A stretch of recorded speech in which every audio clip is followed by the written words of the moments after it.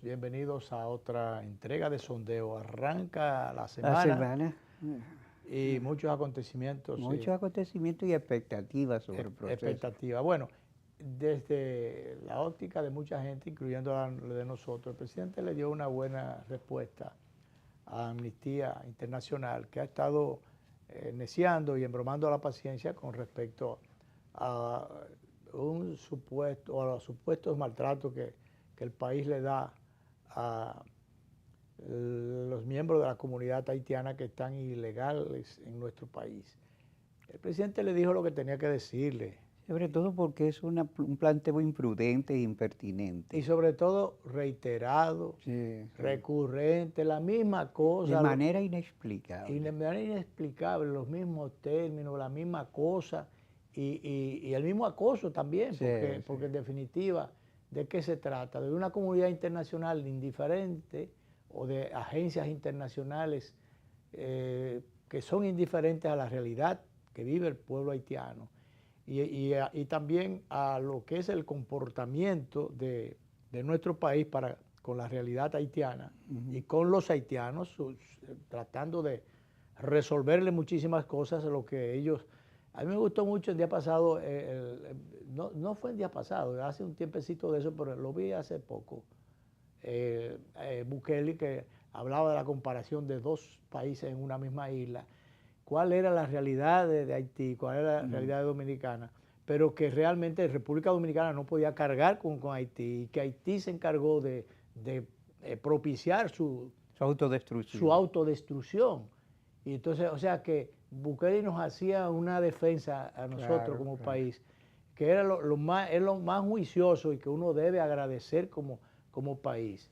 Eso debió en algún momento haberse resaltado y ponderado en términos oficiales, porque cualquiera que hable bien de nosotros como dominicanos y nuestra generosidad, nuestra disposición de tenderle la mano al vecino, no lo contrario que ha estado haciendo a la Amnistía Internacional, pidiendo lo que nosotros no podemos complacer. Sí. Y sobre todo el presidente fue enfático en una cosa, y lo dijo en tono airado, que se vayan a meter con las pandillas haitianas, que es verdad, que violan, asesinan, queman. Mira, quemaron un hotel centenario que era una joya arquitectónica. Y lo quemaron sin razón ninguna. ¿Tú sabes lo que es destruir eso para los fines? Una reliquia, una joya. No era un patrimonio internacional por demás, pero de la cultura haitiana. Sin embargo, mira lo redujeron a ceniza. Por nada. Por nada. Entonces, muy bien por el presidente de la República que se vayan a ocupar ellos, que vayan a hacer a ellos allá, lo que nosotros estamos haciendo y que nosotros no podemos hacer más de ahí. Entonces, ¿por qué esas críticas desbordadas, totalmente descarnadas y por demás injustas para nuestro país, que nomás responden a una agenda que tienen ellos como organismos internacionales, una agenda irresponsable por demás, igualito que la actitud que ha asumido la comunidad internacional, que habla de Haití, pero desde lejos. No va a meterse allá, ni a correr riesgo allá, ni tampoco a ayudar en nada allá. Igual que CARICOM, la comunidad del Caribe, que defienden a Haití, pero que no permiten haitianos. Antes de que desembarquen, lo agarran y lo meten en jaula y lo tiran para atrás. Pero claro, Canadá, Bahamas, Jamaica, todos esos sitios que viven criticando y queriendo a nosotros y queriendo que nosotros carguemos con la carga más pesada de la que tenemos. Sin embargo, como tú dices, no hacen nada por esa comunidad. No solamente, muchos hermanos haitianos, hablan de los hermanos haitianos, pero no lo dejan llegar a sus costas. Claro. No lo dejan desembarcar. No, y cuando llegan y cuando le echan mano no es de la mejor forma. No es de la mejor forma. Lo enjaulan como animales. ¿Sabes lo que es meterlo en jaula y trancarlo? Criticando ahora el programa haitiano de deportaciones. Mira, de todas maneras, es verdad que hay sus deficiencias, que a alguna gente a veces se le va la mano, no solamente con los haitianos, hasta con los nuestros, en algún momento, pero en definitiva se trata de un programa, de unas acciones, de un control, dentro de ese gran descontrol que finalmente existe, porque eso es lo que ha pasado, que ha habido un desbordamiento y esto ha roto todos los controles realmente que oficialmente o que en la práctica o que en teoría se tienen, porque si a eso vamos, supuestamente la frontera está bien cuidada, bien protegida, y sin embargo, ¿qué pasa? Todo el mundo pasa por ahí, por todos esos controles, burla todos esos controles, pero no porque sí, sino porque hay generalmente, y con sus muy limitadas excepciones, hay conexiones entre esas mafias, como decía esta mañana Rosario Espinal, que era se mostraba muy pesimista, como mucha otra gente, en cuanto a la efectividad o la eficiencia de los servicios de controles migratorios.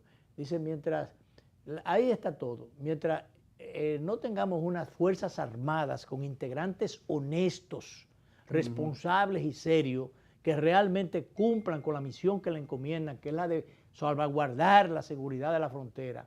Mientras eso no exista, y no existe, porque habrán intenciones a nivel del presidente, a nivel del director de migración, declaraciones, del ministro de la Fuerza Armada, del jefe del ejército, hay la buena intención, hay declaraciones y hay las acciones. El tema está, y hay la supervisión, pero es que esa es una organización mafiosa que gobierno tras gobierno y ministro tras ministro y director tras director siempre tiene sus tentáculos sentados dentro de las instituciones para salirse con las suyas. Y además fueron demasiados años de inobservancia de las reglas, claro. Y entonces mucha gente se acostumbró a vivir de eso. Vivir de eso. Viven de eso, Danilo, mucha gente. Sí.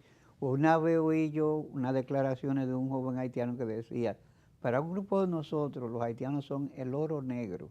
Claro, claro. Y es penoso porque en definitiva se convierte eso en una especie de maltrato, de encarecimiento. A ellos le hace muy difícil y les es muy costoso cruzar para acá, porque no es porque así, porque sí, no. Olvídate. Pero pasan, cruzan, le cuesta muchísimo dinero. Entonces, tú sabes la gente que uno conoce, que yo conozco, que me refieren allá en Ocoa, por ejemplo, para citar un solo caso, y yo me imagino de otros lugares que están mucho más cerca de la frontera. Ocoa, que queda lejísimo de la frontera.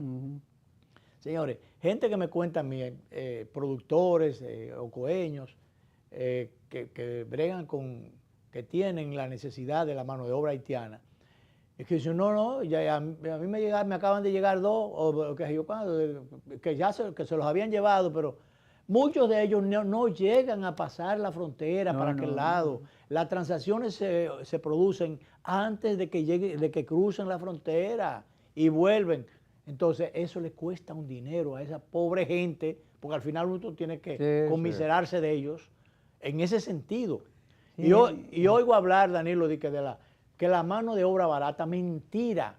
Ellos han estado cada día sabiendo, reconociendo lo útil para los fines que son. Porque esto es un tema de oferta y demanda. Entonces ellos han encarecido sus servicios, mi hermano. Te lo digo yo y escribe lo que es así. Cuando yo oigo hablando, no, que los que se benefician, esta mañana oí a Rosario Espinal decir, no, porque los productores o los de la construcción y los del campo que aprovechan, necesitan y se aprovechan de esa mano de obra más barata. Es verdad que no pagan seguridad social y una serie de cosas en una regularización ¿cómo diría?, de los contratos de trabajo con los dominicanos sale más costoso solamente por eso, pero el salario como tal o el acuerdo económico como tal, olvídate que es igual o cuidado si más caro. Sí, hay que darle comida y esto de eso. No solamente comida, porque a veces hay gente que no le da comida, pero ellos se cobran, de ahí sacan la comida, de lo que dicen, no. Oye, pidiendo hasta 1.200 pesos por un día. Cuando en días pasados oí uno que estaba cobrando por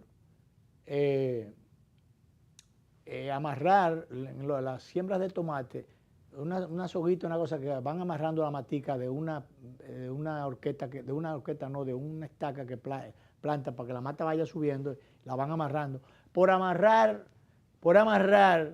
las maticas de tomate, irle poniendo las soguitas ese amarrando, 1.200 pesos el día.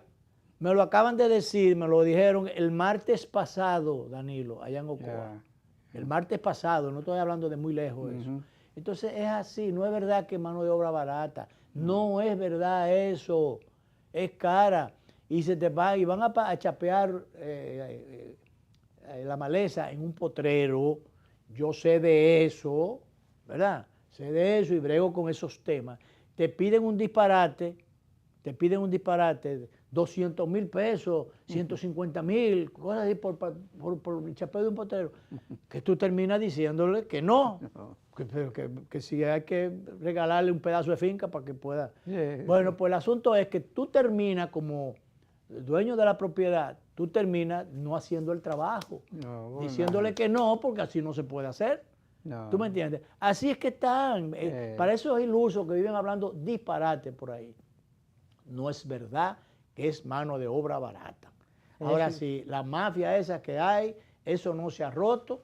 Ya intercambié el fin de semana con justamente comunicación con el general Lee Ballester, que es el director de migración, que él me respondía, pues yo lo mencionaba en la columna reciente, y se ponía a la orden, lo cual le agradezco, y realmente él está haciendo un esfuerzo, y muchos otros militares están haciendo su esfuerzo, y muchos otros de menor grado están soldados, al fin, vigilantes en la frontera, están cargando pesado y corriendo muchísimos riesgos, todo eso es verdad. Pero dentro de todo eso, dentro del paquete de la seguridad, encargados de la seguridad, hay mucha gente que vive de eso y no le importan los controles, las disposiciones. Por eso algunos, como le hicieron una pregunta al presidente, bueno, ustedes han visto que en este gobierno se han sancionado, se han caído cuántos militares, un paquete militar. Eso es verdad, pero dentro de lo que eso es cuando agarran uno, o cuando agarran, en este caso el otro día fueron 2 o 3, cuando agarran, pero hoy los que se cuelan, son muchos. Por Dios, cuando vienen a descubrir uno ya está el haitiano adentro, está cogido. Como el río. Tú sabes que esas declaraciones de habilidades se produjeron en la reunión que tuvo con don Hipólito Mejía. Sí, que estuvieron 2 horas tuvieron conversando. 2 horas se hablan muchas cosas. El tema aunque haitiano, no sea del tema haitiano. Yo supongo que se conversaron otra cosa, aunque lo negaron ambos. Claro, como es natural. Seguro que el tema de Carolina sale a relucir. Sobre todo porque Hipólito eso está muy... Él le ha cogido con eso, pero realmente, y otros han dicho que el país está preparado para que lo gobierne una mujer. El país está preparado en términos de democracia, desarrollo de la democracia, estamos de acuerdo que está preparado, pero ahora no cualquier mujer puede ser presidente, ni cualquier hombre puede ser presidente, tampoco. Ni cualquier PRMista puede ser presidente. Sí, hay gente que aspirando a presidente que le faltan todavía muchas horas de vuelos. Exactamente. No solamente de vuelo, primero hay que correr, caminar para después que salgan entonces las alas, y que esas alas estén en condiciones de poder despegar el vuelo. Entonces ese es el tema, que hay mucha gente que ha querido volar antes de aprender a correr, de poder correr, y más aún, de que le salgan las alas para poder volar y despegar. Hay aviones que no pueden despegar, y mucho menos a unos pichones tampoco. Los pichones tienen que salir de las plumas y que esas plumas sean consistentes para que entonces las alas respondan. Hay mucha gente, yo me temo, alguna gente decía que algunos de los aspirantes del PRM pueden llegar cansados, porque faltar 3 años, en vez de desarrollarse, promoverse, ganar terreno en la lucha interna, lo que pueden hacer es desgastarse en sus instituciones. Pues sobre todo porque no tienen muchas municiones. Claro. Entonces la poca que tienen la tiran y llegan. Que ahí tuvo Guido, fue muy certero cuando dijo, no, un cargo no te hace presidente. Presidenciable. ni menos presidente. Sí, sí. Porque primero debe ser presidenciable y además de tener la condición. Claro. Y para ser presidenciable tiene que tener las condiciones. Sí. Y entonces después que el pueblo te asuma y que los mecanismos internos y todos los factores y elementos de poder que se conjugan, cualquiera no puede ser presidente. No, sobre todo, fíjate, primero, como tú dices, primero tiene que asumirlo el partido. Pero si el partido asume la... Que no se ganan solo con los militantes del partido. Exacto, porque el partido es la sociedad, en términos mayoritarios, quien tiene que asumirte. Sobre todo, fíjate, Danilo Medina creyó que él podía imponer a quien quisiera y que el hecho de que porque fuera candidateado por el PLD, ya eso era una nota segura de triunfo. Pero claro. Y bueno, la marca en ese momento, en el intento, cuando se dividió el partido, marcó un 38% a la marca, porque Gonzalo era un candidato muy malo y Danilo había hecho muchas cosas muy malas. Que hay gente que dice equivocadamente que Gonzalo tenía un 38% en los bolsillos después de la... No, lo tenía en ese momento el partido. En ese momento, además, un partido que se fue desgastando. Toda la logística del poder, el uso y abuso en ese momento de los recursos públicos, en ese momento, ¿verdad? Sumado, ese 38 es producto de ese uso y abuso de los recursos públicos y de las tramposerías y mañoserías que se emplearon en ese momento, pero también, Danilo, como parte de esas tramposerías o mañoserías, de los votos que se agenciaron irregularmente. Así es. Porque tú recuerdas, Danilo, que se denunció que por allá cerca de la frontera y no tan lejos, pero especialmente en el sur lejano por allá, estuvieron votando hasta la 1 de la mañana, cuando ya el torneo se había cerrado, las urnas se habían oficialmente cerrado. No recuerdo si era a las 8 a qué hora de la noche o tarde, no recuerdo. Sí. Pero se habían cerrado temprano.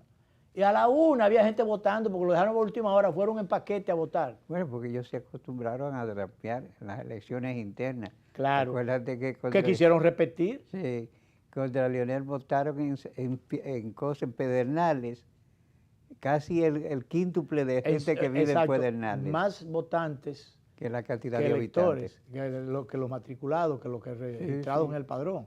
Y que entonces, de la cantidad de gente que vive en el... Fue un pleito que le dejaron solo a Leonel, por eso Leonel hizo lo que pudo, hasta donde pudo, por ejemplo, denunciar el tema de los algoritmos y todas las tramposerías y las cosas, y que técnicamente las elecciones se las habían robado. Pero no le hicieron caso, al contrario, el presidente de la Junta de entonces estuvo hasta mofando de eso, no sé por qué, pero bueno, el asunto es que después quisieron repetir ya la dosis, pero que ya, espérate, que la sociedad se había parado en dos patas. Y ya era otro lado. Y entonces ya era diferente, entonces se echó el pleito, tuvieron que suspender las elecciones, eso es historia patria, pero es bueno recordarlo, suspender las elecciones y entonces finalmente la sociedad en sentido mayoritario se agrupó en una determinada dirección y ahí se produjo la oportunidad del surgimiento o del triunfo del presidente Abinader, que ganó por todas esas realidades que se dieron. Si no, el presidente Abinader no iba a tener oportunidad de ganar. No. Si hubiese habido con buenas artes y buenas intenciones y muchos otros elementos éticos, morales y hasta de gratitud por demás, otro hubiese sido el resultado. Pero resulta que ahora dice, y el espía lo recoge aquí, dice el presidente Danilo Medina, durante el fin de semana vuelve a repetir, dice nuevamente el expresidente Medina que el pueblo se equivocó al votar contra el Partido de Liberación Dominicana, tanto en el 20 como en el 24. No se equivocó, amigo Medina, y que en el 28 la organización regresará al poder. ¿Con qué fuerza se casa un guardia? Dicen por allá. La votación, última votación del 24 no dice eso. Pero por Dios, parece que el presidente del PLD... Ya se olvidó de otras palabras que él dijo, que el que quedaba en tercer lugar quedaba condenado a extinguirse. Exacto. Eso es premonitorio para los fines, y lo dijo él, no fue otro, fue él mismo. Parece que el presidente del PLD ha olvidado el fraccionamiento sufrido por su organización además de la cantidad de dirigentes que abandonaron sus filas hacia otros destinos, la mayoría para la Fuerza del Pueblo y otros cayeron hasta en el oficialismo, en el PRM. ¿O será que esos tiempos se equivocaron también? Por Dios. Entonces dicen que vuelven al poder. ¿Con qué fuerza? Pero bien, eso es la política. Él puede decir eso y muchas otras cosas más, porque de eso se trata. Está en campaña. En campaña hay que hacer mucha sugestión partera. ¿En campaña para quién o en campaña para qué? Porque ahora ha surgido, se está apuntalando a Gonzalo, que es ficha de su tablero. Entonces, algunos, no sé si es para meter cuco. Lo cierto es, bueno, se alega de que Gonzalo sacó un 38, ya dijimos producto de que fue ese 38. Claro. 38 sería bueno si fuera en buena ley y en mejores condiciones. No están las condiciones dadas. Ni los tiempos son los mismos, ni los elementos que se dieron y que concurrieron aquella vez están ahí. La política es dinámica. Y Gonzalo, que es un buen hombre, una buena persona, que no lo vuelvan a coger de tonto útil. Sí, no es un buen político. No, un buen gerente, hay que reconocer, pero no es un buen político. Exitoso en sus negocios privados. Bueno, es probable que sea una ficha que haya querido sacar Danilo, nadie duda eso, para frenar a Francisco Javier, que ha estado moviéndose y promoviéndose dentro del partido, pero parece que por sí solo y extra Danilo o por encima de Danilo. Y ese tipo de cosas no le gustan a Danilo. Él es quisquilloso, claro, y egoísta, muy egoísta. Entonces, sí, lo menos. Y a propósito de eso, Francisco Javier sabe hablar en términos de la elocuencia retórica que necesita un candidato, condición que no tiene Gonzalo. Claro, pero de todas maneras Francisco Javier tampoco es el candidato que puede llevar a ganar el PLD. No es tiempo del PLD. El PLD no ha purgado su culpa todavía, ni ha pedido tampoco perdón. Francisco Javier, su imagen es la de exitoso gerente de campañas. Claro, más de ahí, yo no lo veo más de ahí. Más de ahí, no sé. Más de ahí. Hasta ahora. Y además exitoso en coyunturas buenas. Obvio. ¿Por qué entonces salió huyendo en la coyuntura pasada? No se sabía que no podía, sabía que esa faja estaba que no iba a perdida. ganar, entonces no quería poner en juego la faja. No. Él quería guardar la faja de él, aunque la de las que aspiraba a Abel Martínez no se consiguiera. No. Esa carta le restó algunos puntos a Pero claro, en vez de sumarle, entonces hay un dirigente que en vez de sumar lo que haga es restar, eso no ayuda en nada, al contrario. Pero bien, vamos a hacer la primera pausa. Nos quedan muchísimas otras cosas aquí. Vamos a ver.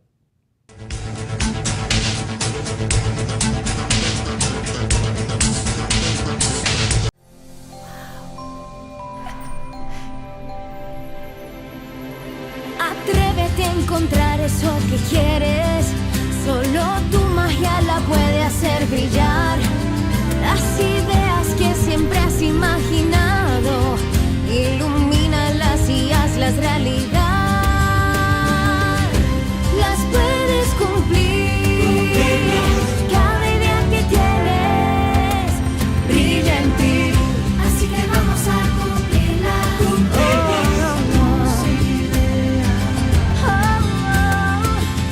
Así que vamos a cumplir las ideas. Hay un lugar donde tus ideas se cumplen. Las puedes cumplir. El Banco de las Ideas, 60 años cumpliendo. Popular, a tu lado siempre. Tengan buen día. Ay, disculpa. Un nuevo diseño. Buen día, hermano. ¡Hey, buen día! Buen día. Que tenga buen día. No va buen día. Y este día mi Ay, no. Día difícil, ¿eh? te digo y buen día. El día está bueno, va buen día.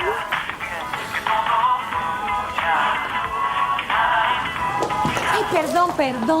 No te preocupes, también. Pero hoy me siento mucho. Amor, qué buen día tuve hoy. Tan bueno como el mío. Los buenos días los hacemos todos. Café Santo Domingo, 80 años haciendo los buenos días de los dominicanos. Buen día.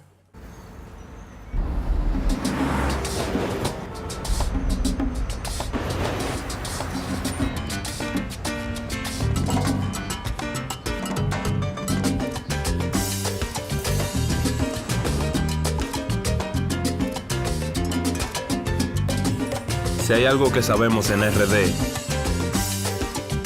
es fajarnos en equipo. En cada inning de la vida, jugamos por nuestra gente. Sin importar la distancia ni el tiempo, el cariño siempre se siente. Porque donde hay un dominicano, hay alguien brillando por lo suyo. Con Remesas Banreservas recibes dinero fácil y seguro. Dile a los tuyos que te envíen a través de nuestros remesadores aliados o usando nuestra app Remesas Reservas con cargo a su cuenta o tarjeta.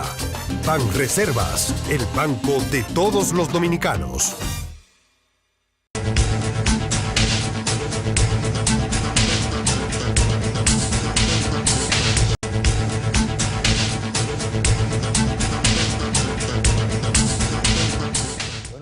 Hoy entonces se cumplen 23 años del fallecimiento del expresidente Joaquín Balaguer. Cosa que parece que fue ayer, ¿no? Parece que fue ayer. Recuerdo cuando pasó el féretro por delante de mi casa.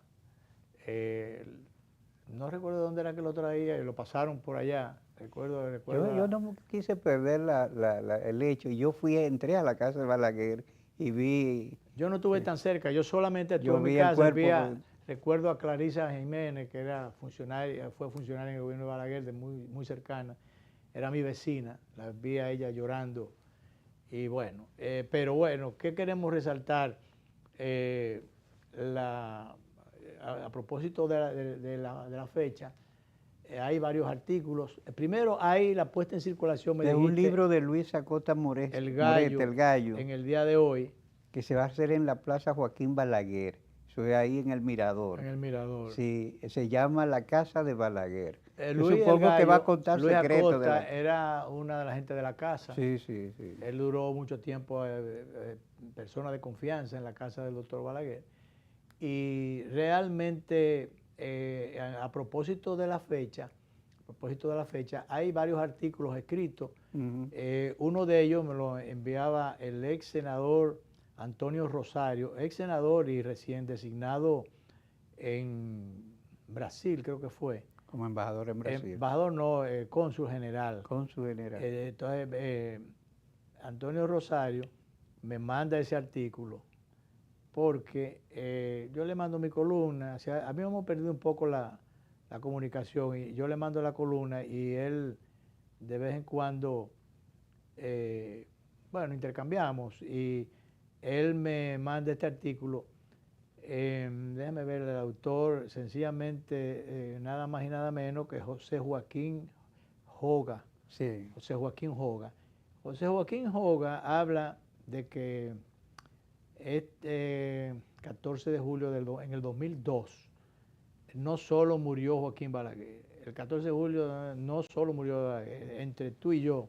Ese día comenzó también el lento apagarse de un partido que como en sus mejores tiempos fue una verdadera maquinaria de poder, el Partido Reformista. Pero entonces él dice ahí que el doctor Balaguer, lo cual yo no comparto y tú sabrás, pensarás igual que yo, porque realmente eso es más que evidente, dice él que fue un propiciador de las oportunidades de las nuevas generaciones. Eso es una... Balaguer siempre aplicó el saturnismo, se comía a sus hijos. Exactamente, todo lo contrario, todo el que sacaba la cabeza, él en términos de aspiraciones políticas, y que tenía alguna posibilidad, él le cortaba la cabeza en términos de realidad política. Realmente, y ciertamente como dice él, promovió a mucha gente como funcionarios. Sí. que eso a veces le daba cierta supremacía, presencia. Cierta primacía política. Y lo colocaba en un lugar. Y lo colocaba en lugar que ellos mismos, en un momento determinado, se sobreestimaban entonces, u olvidaban por qué llegaron hasta ahí, y entonces se ponían a inventar. Entonces creía que podían sustituir a Balaguer. Se ponían a articular proyectos para sustituir a Balaguer. Entonces, él menciona varios ejemplos, pone a Fernando Álvarez Bogar, que fue a los 25 años ministro de Agricultura, secretario de Agricultura, a Luis Toral, que fue gobernador del Banco Central. Víctor Gómez primero, no lo menciona Víctor Gómez, pero lo deja, pero Víctor Gómez fue de lo que más pero es uno de los mejores exponentes, si se quiere, de un crecimiento en términos políticos y que sin embargo no pudo cuajar, cristalizar con éxito una candidatura. No. Él se le ocurrió en un momento determinado formar el movimiento de la juventud. Movimiento Nacional de la Juventud.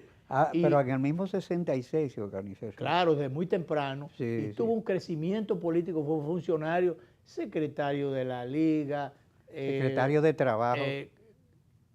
Secretario de Educación. Y de Educación. Y un paquete de hierbas más. Y Canciller de la República. Canciller de la República. Desde la Cancillería de la República estuvo a un tris de ser secretario general de la OEA. ¿No fue secretario de la OEA? Por Balaguer. Porque si el país de él no lo apoyó. Porque el país de él no lo apoyó. Después, Balaguer no quiso apoyar. Tenía los votos suficientes para ganar esa candidatura y Balaguer no lo apoyó, al contrario, le sacó la alfombra de los pies y no lo dejó llegar. Sencillamente porque Balaguer, cuando veía que alguien, y pasó con Fernando Álvarez Bogar, que el autor del Joga, el autor del artículo lo menciona. El artículo era que si Balaguer se había llevado el partido a la tumba, pero claro que se lo llevó. Él lo que dice él en el artículo es que no hubo gente que supiera mantener, que el partido se fue a la tumba porque no hubo gente que descollara y lo mantuviera vivo. Es que eso, si no apareció uno que se calzara las chancletas o los zapatos del doctor Balaguer, eso fue lo que faltó. O sea, hay dos personas que han opinado al respecto de manera diferente. Quique Antún, que lo ha dicho en muchísimos programas de televisión, dice que el Partido Reformista nunca existió, que era un sentimiento extendido alrededor de la figura de Balaguer. Exactamente. Desaparecido Balaguer se lleva todo eso y por tanto se lleva el partido a la tumba. Y el otro fue... Solo quedó la franquicia, que se ha quedado ahí. Quique Antún tiene más de 12 años al frente. El gordito Genao. Genao ha convertido un feudo ahí en la Vega. Es un partido chiquito, como lo que quiere Danilo ahora. Un partido chiquito para tenerlo ahí como un feudo y además como una especie de protección, de jaula o de cosas. De muralla de protección. De muralla de protección. Dice, bueno, es el presidente del partido, que estuvo en el poder, ¿cuántos años? Y el otro fue Rick Vitini, que él nos contó. Yo recuerdo que íbamos a entrevistarlo. Yo no sé si tú estabas, porque él contó ahí que el chino Pichardo de Santiago le dijo un día caminando con Balaguer. Se le ocurrió al chino aspirar a vicepresidente con Balaguer. Hizo una campaña tremenda.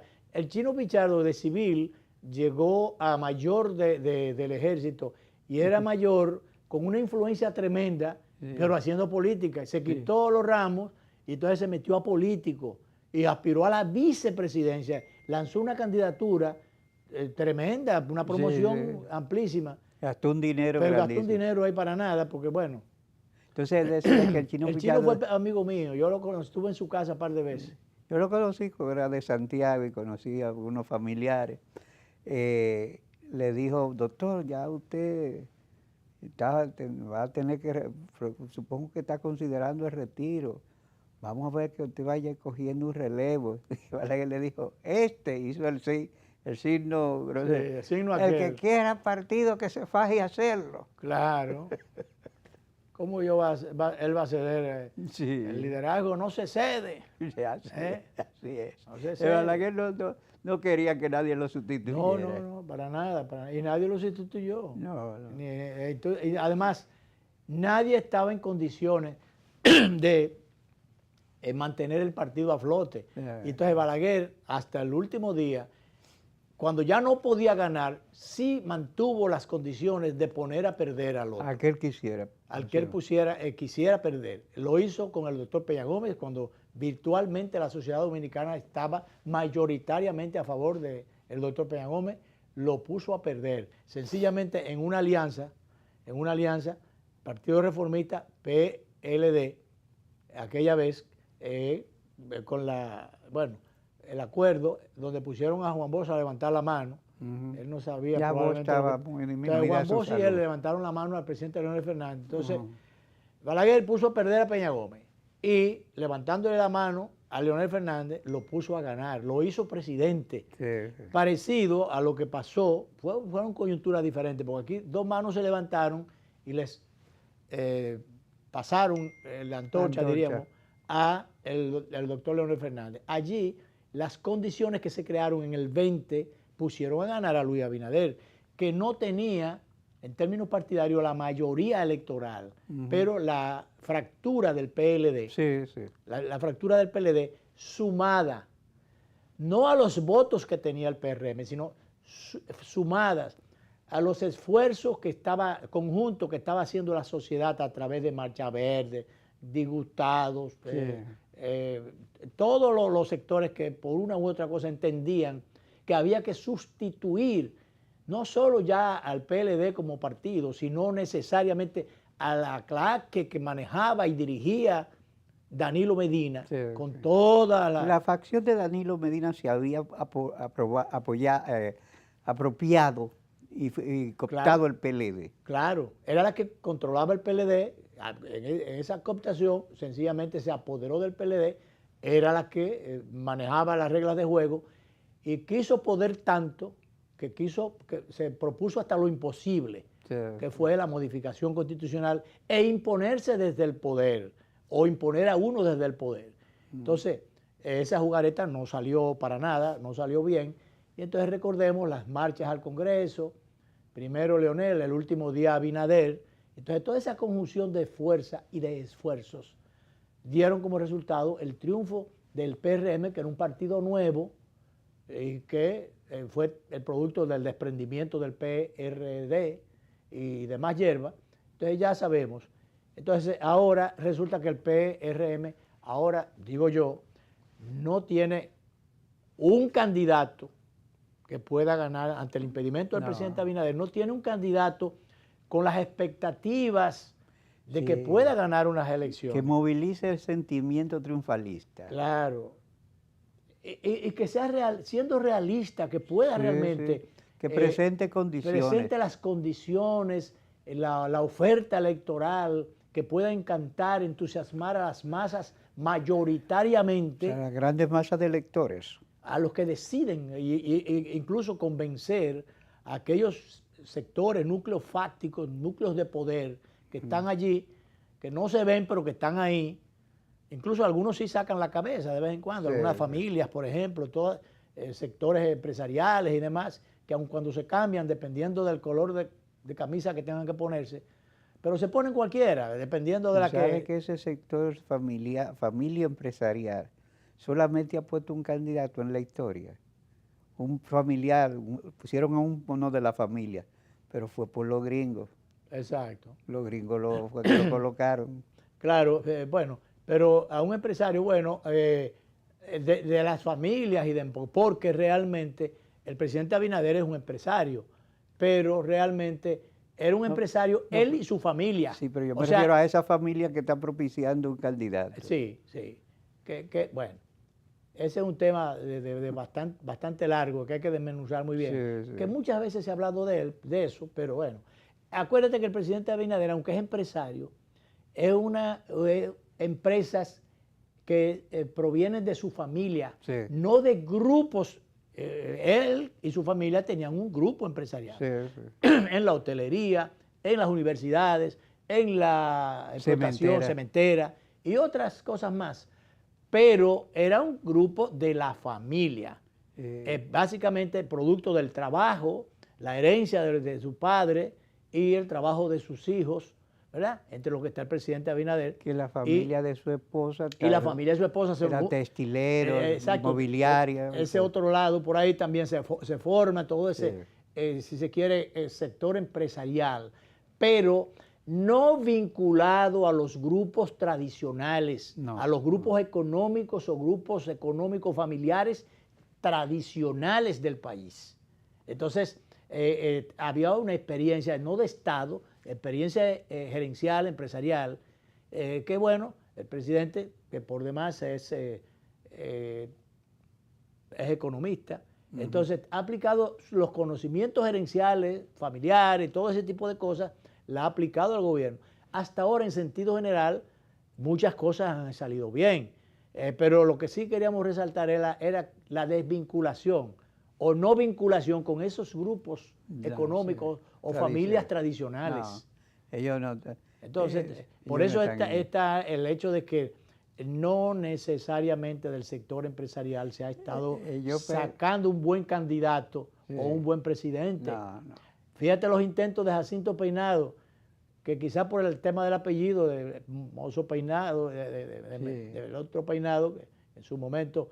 Entonces Jacinto lo que hizo fue perder su fortuna, perder la fortuna de su padre inclusive, perderla en aspiraciones presidenciales, y en un momento determinado, cuando fue como candidato, entonces el doctor Balaguer le sacó la alfombra debajo de los pies.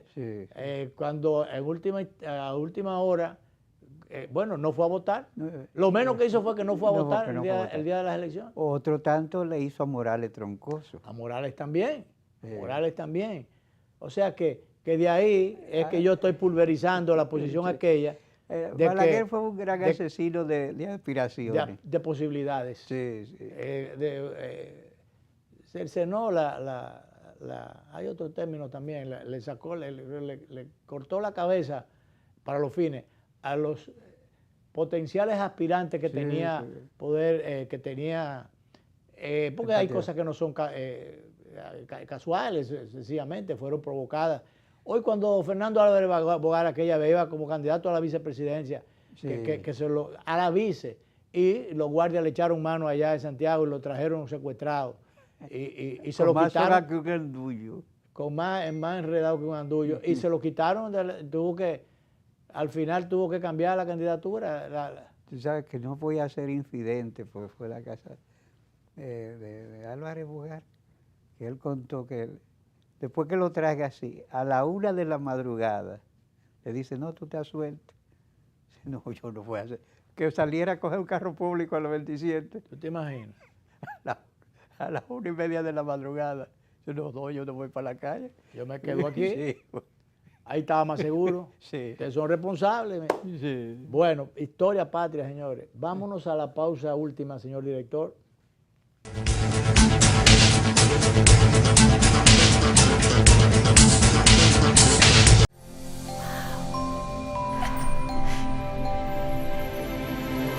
Atrévete a encontrar eso que quieres. Solo tu magia la puede hacer brillar. Las ideas que siempre has imaginado, ilumínalas y hazlas realidad. Las puedes cumplir. Cada idea que tienes brilla en ti. Así que vamos a cumplirla.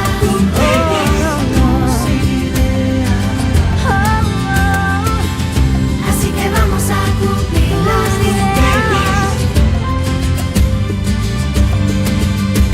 Hay un lugar donde tus ideas se cumplen. Las puedes cumplir.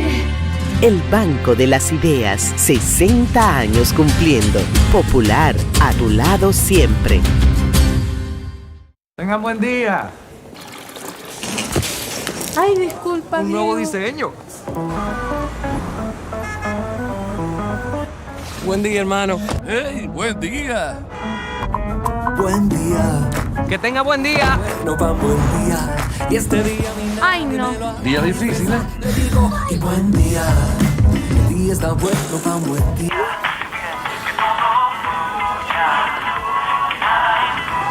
Ay, perdón. No te preocupes, también. Amor, qué buen día tuve hoy. Tan bueno como el mío. Los buenos días los hacemos todos. Café Santo Domingo, 80 años haciendo los buenos días de los dominicanos. Buen día.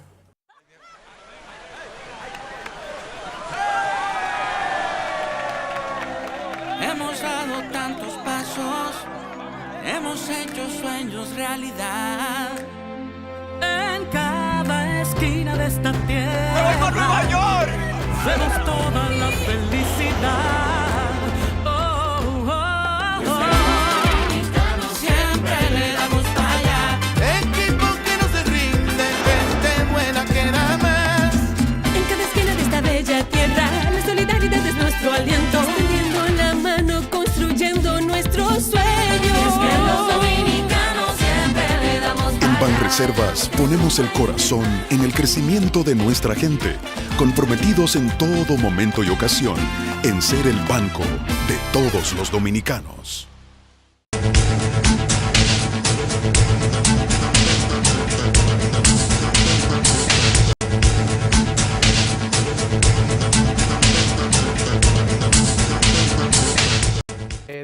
Ahí tenemos, Danilo, varias reacciones. Por ejemplo, ya que estuvimos hablando del PRM,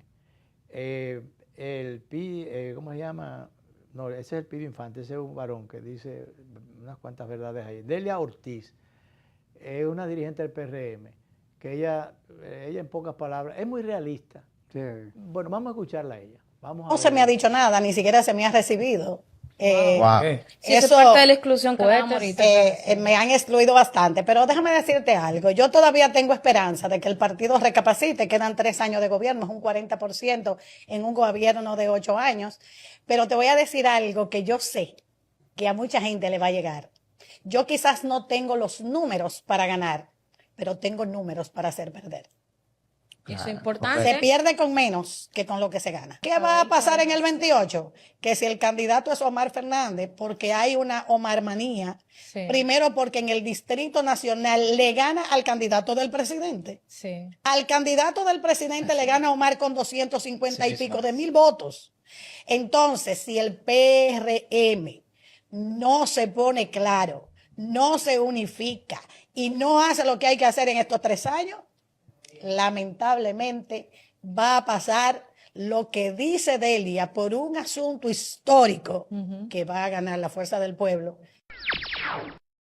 Bueno, ella lo dijo. Sí. Entonces hay otro dirigente, ese es Delia Ortiz, se precandidateó ahí en la pasada contienda.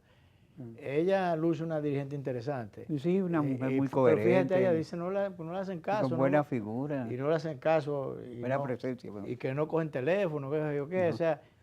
Eso está pasando. Mucha gente se está quejando de eso. Ella tiene sus votos, y mira lo que ella está diciendo. No sé exactamente si se sobreestima o si la están subestimando, cuál de las dos cosas. Pero ella dice, yo no tendré los votos para ganar, pero sí para poder perder. Tú sabes que yo creía que éramos nosotros, que no hemos tenido suerte con muchos de la gente que llega, incluso algunos que lo decían. Que llegan o que ayudamos a llevar incluso. Porque también hay de eso. Sí, que ayudábamos mucho. Y uno que nos decía, si llega usted, le llega. Sí. Bueno, no hemos tenido un sinvergüenza ahí que está. Sí, no hemos tenido esa suerte. Y yo él creía sí que llegó, él sí llegó y está bien plantado ahí. Sí. Inclusive el director siempre lo recuerda también.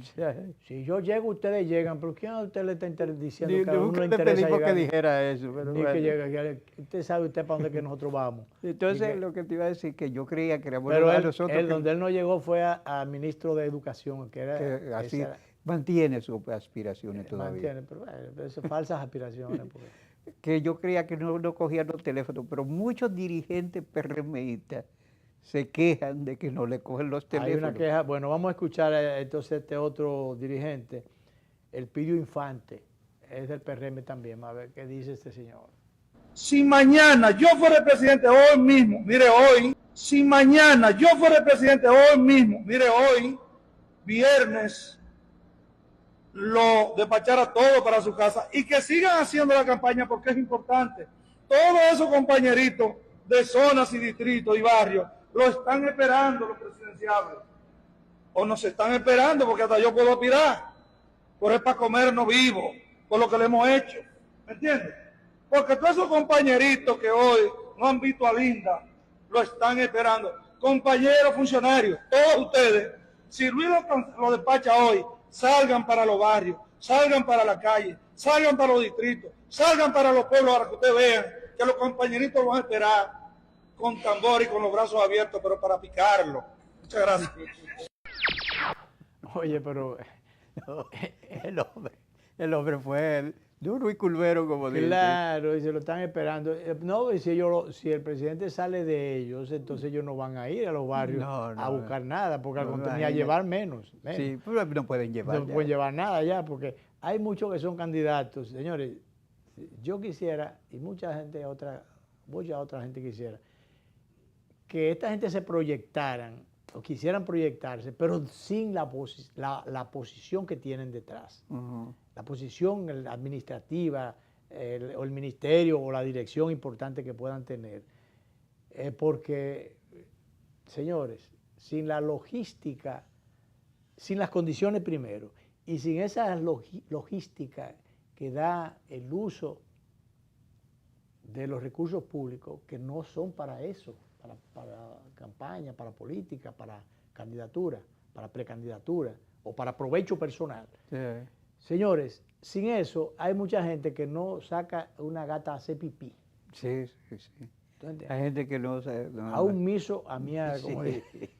Ni a su propia familia la moviliza. Por Dios. Alguno. Entonces, eso, a propósito de caras nuevas, yo mencioné el periódico digital almomento.net ayer publicó en la columna de el sábado que le mandé, pero con el titular, con el titular justamente lo agarró por ahí, que decía que esta situación de los recogimientos de los precandidatos daba lugar para que el presidente pudiera relanzar su gobierno y salir con caras nuevas.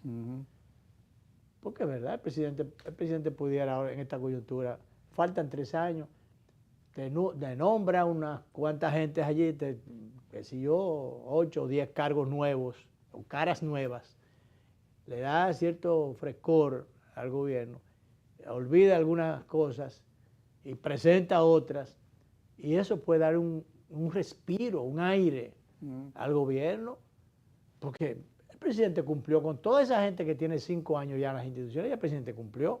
Así es. Entonces, ¿qué puede hacer? Incorporar.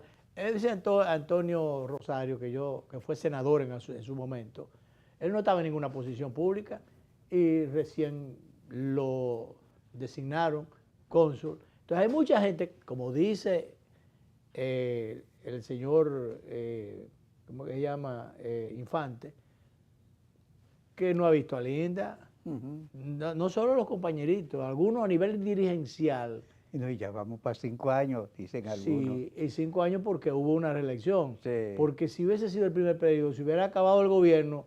Y si hubiese quedado oliendo donde quiso. O frenando en el aro. Sí. O frenando en el aro. De manera que, mira, se nos quedaron muchísimos temas, pero el director me dice que el tiempo se acabó. Déjeme decirle que Leonel Fernández advierte sobre retrocesos democráticos. Advirtió que sobre los riesgos que enfrenta la democracia en América Latina y en el mundo, y llamó a fortalecer los vínculos entre España y la región.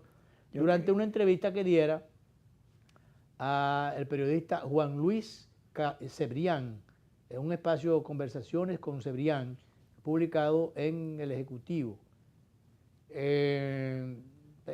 Finalmente, Fernández también criticó la falta de respuesta internacional ante la crisis de Haití. Tú sabes que yo he oído a personalidades norteamericanas decir que hasta en los Estados Unidos de Norteamérica las posibilidades democráticas están en peligro. Pero ahora es que están en peligro, no, ¿verdad? Pero claro. ¿Verdad?